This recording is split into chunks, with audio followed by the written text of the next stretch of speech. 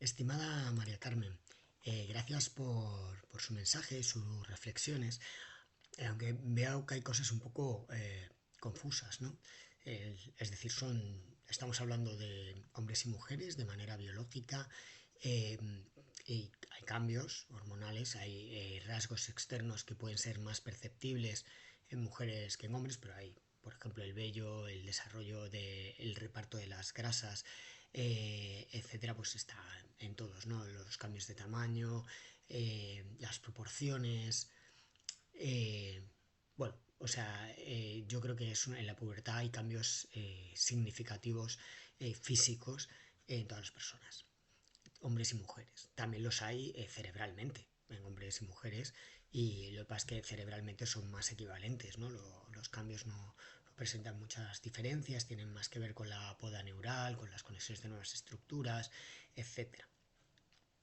Eh, pero sí que quería señalar dos cosas. La primera es que el cerebro no provoca nada, son niveles de análisis diferentes, es decir, tenemos el genético, ¿no? Genético fenotípico, el cerebral, el psicológico, el comportamental contextual. Son cuatro niveles de análisis, están interactuando todo el rato entre ellos. Es decir, no hay uno que genere cambios en el otro, sino que todos se generan cambios entre sí. Vamos a poner un ejemplo para que veas que no hay una secuencia de genes, cerebro, psicológico y comportamiento, que es la que nos suele salir.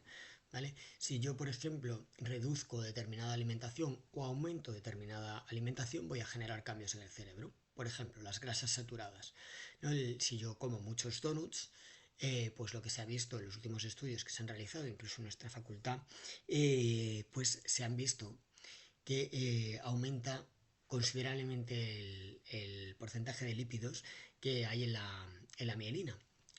Los axones del cerebro tienen un recubrimiento de lípidos que hace que vaya más rápido la velocidad de procesamiento, ¿vale? Pero cuando es excesivo y esos lípidos son aislantes, lo que ocurre es que aísla esa sección de cadena neuronal, ¿vale? Por lo tanto, disminuye la velocidad de procesamiento. Es como si tuvieras una lesión cerebral, ¿vale? Para hablarlo de una manera más simplificada. No es una lesión cerebral, pero disminuye la conectividad de nuestro cerebro. Por lo tanto, aquí lo que estamos viendo es que la propia alimentación, es decir, un comportamiento, genera cambios significativos en nuestro cerebro que nos limitan tremendamente las funciones, por ejemplo, las funciones ejecutivas.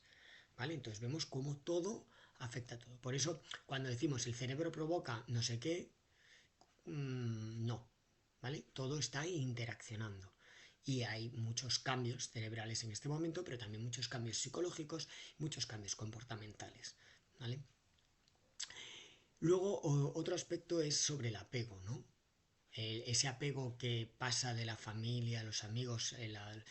A ver, la teoría del apego, que es bastante compleja, sí que nos indica que cuando nosotros tenemos un apego determinado, que en realidad habría que complejizar bastante más en la concepción del apego, pero si nos basamos en las categorías clásicas, vamos a hablar de un apego inseguro en la niñez.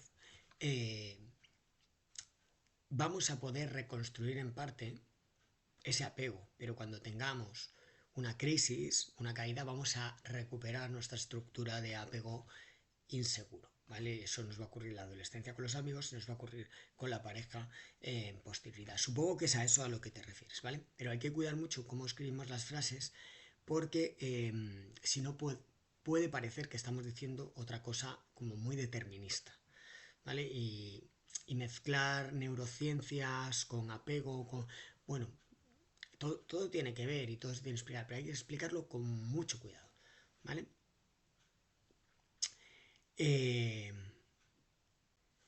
Luego, respecto al periodo de la adolescencia, efectivamente, pero lleva ampliándose mucho tiempo, sobre todo tenemos que entender que tenemos diferentes concepciones de adolescencia.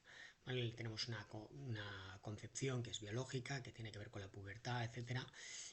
Tenemos una concepción y la reproducción, ¿vale? Tenemos otra concepción que es social, que tiene que ver con las independencias sexuales, económicas, de habitabilidad, de establecimiento de pareja estable, etcétera, ¿no? Laborales, de profesión. Y luego tenemos otra que es la psicológica, ¿vale? Capacidad de toma de decisiones. Y a veces las confusiones vienen cuando mezclamos todos esos conceptos. Entonces tenemos que tener muy claro qué es lo que estamos haciendo, qué es lo que estamos hablando, ¿vale? Entonces, pues si estamos hablando de legislación, pues vamos a centrarnos en lo que dice la legislación. Si estamos hablando de psicología, ¿vale? Pues lo que vamos a hablar de asunción de responsabilidades o de las identidades o independencias, etcétera. Y siempre centrándolo como autor. Por ejemplo, a lo mejor lo que queremos plantear es un concepto que tiene que ver con Erik Erikson. Entonces, ahí tendríamos que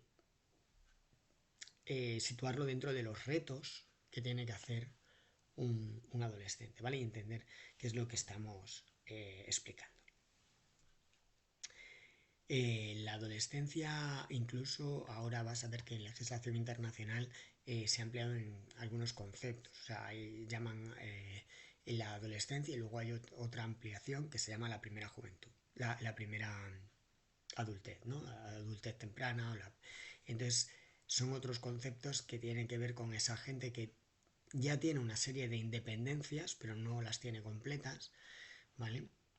Por ejemplo, pues tiene la laboral, la sexual, pero no tiene a lo mejor pues la que tiene que ver con la independencia vital o con la capacidad de determinadas tomas de decisiones. Y entonces pues se convierte en campos un poco complejos, ¿vale? Pero tenemos que identificar muy claramente lo que tenemos que ver. ¿Mm?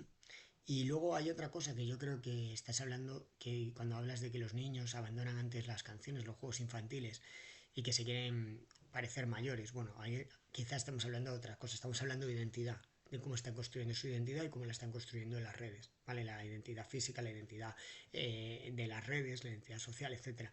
¿Vale? Entonces son otros conceptos. Entonces, lo que percibo en este mensaje es como que hay pinceladas de muchas cosas, pero están muy embarulladas. ¿Vale? Entonces hay que revisarlas bien, mirar cada concepto para separar los hilos y poder empezar a tejer una alfombra que tenga más sentido, ¿vale? Porque si no, estamos como apelmazando elementos que no nos dejan muy claro qué es lo que queremos ver. Bueno, espero haberte ayudado. Un saludo y hasta luego.